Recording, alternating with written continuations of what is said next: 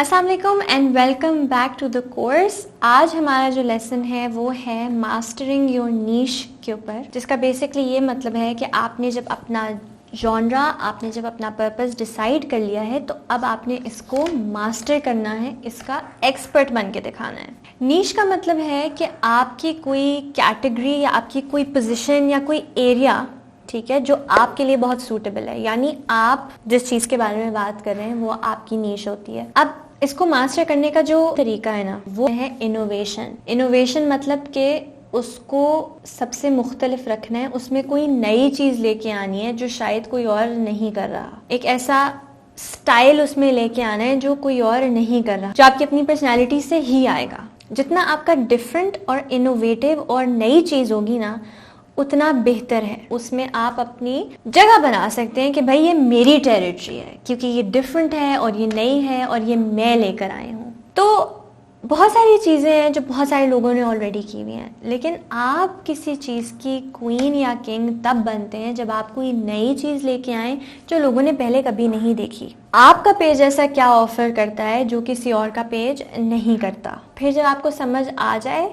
कि आपके पास ऐसी क्या चीज़ है जो आपकी यूनिकनेस है और आपका यूनिक फैक्टर है, फिर आप उस यूनिक फैक्टर को मास्टर करें, इतना मास्टर करें कि आपकी तरह कोई वो कर ही नहीं सकता, ताकि अगर कोई आपको कॉपी भी करना चाहे तो वो आपकी तरह नहीं कर सकता। इतना वो लोगों के लिए यूनिक होना चाहिए।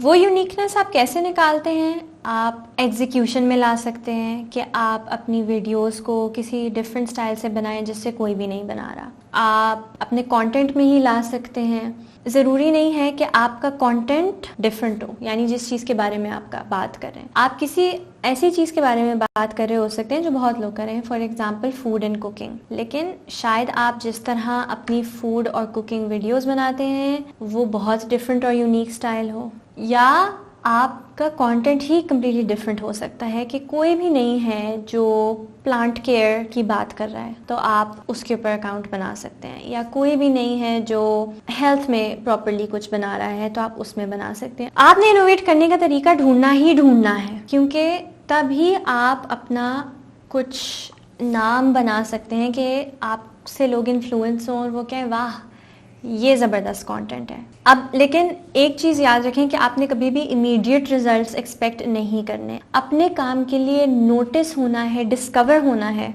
तो आपको करते रहना पड़ेगा, करते रहना पड़ेगा, करते रहना पड़ेगा। आपको अपने आप को चैलेंज देना होगा कि मैं अपने आप को 30 डेज़ का चैलेंज देता हूँ या देती हूँ, और 30 डेज़ में हर रोज़ मैंने एक नया पीस ऑफ कंटेंट डालना ही डालना है। कोई ये आपने कहना है कि मैं हर तरह की एक्सप्लोरेशन करूंगा, एक्सपेरिमेंट करूंगा, लेकिन 30 डेज इन अ रो मैंने करना ही करना है। फिर आपके फॉलोअर्स आपको पहचानेंगे as the master of this niche. जब आपको कंटिन्यूसली देखेंगे कि आप क्रिएटिव वेज से बार बार उसी चीज़ के बारे में कंटेंट बनाए जा रहे हैं, उनको आपका ट्रू पैशन इस चीज़ के लिए नज़र आना चाहिए, ठीक है, और वो आपके कंटेंट में इसी तरह रिफ्लेक्ट होगा जब वो कंसिस्टेंट होगा। ये करते हुए आपने कंस्ट्रक्टिव फीडबैक जो है वो ज़रूर लेना है और उसको अप्लाई करना है। आपने आज वीडियो बनाई, कल बनाई, तीसरे दिन बनाई, चौथे दिन बनाई, 5वें दिन बनाई, और फिर आप देखें कि भाई क्या फीडबैक आ रहा है। वो फीडबैक लेके आप अगले हफ्ते लेकर जाएँ और उसके अकॉर्डिंग करते जाएं और फिर देखें क्या फीडबैक आ रहा है और उससे लर्न करें। तो अपने 30 डे चैलेंज में फॉर एग्जांपल आप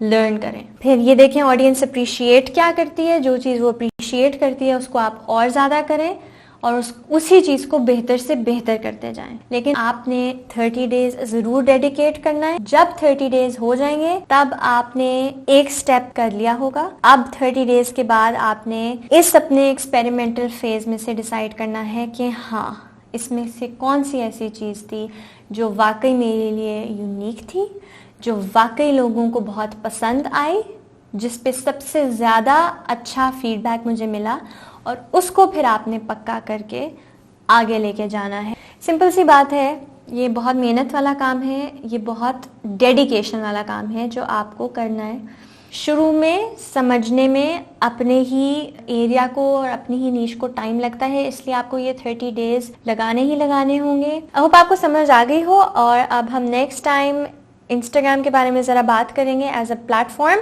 अभी तक हमारा जितना कंटेंट था वो कंटेंट की फिलॉसफी पे बेस्ड था, वो क्रिएटिविटी के ऊपर बेस्ड था। अब हम ज़रा टेक्निकल एस्पेक्ट के ऊपर जाएंगे और उसको अंडरस्टैंड करेंगे।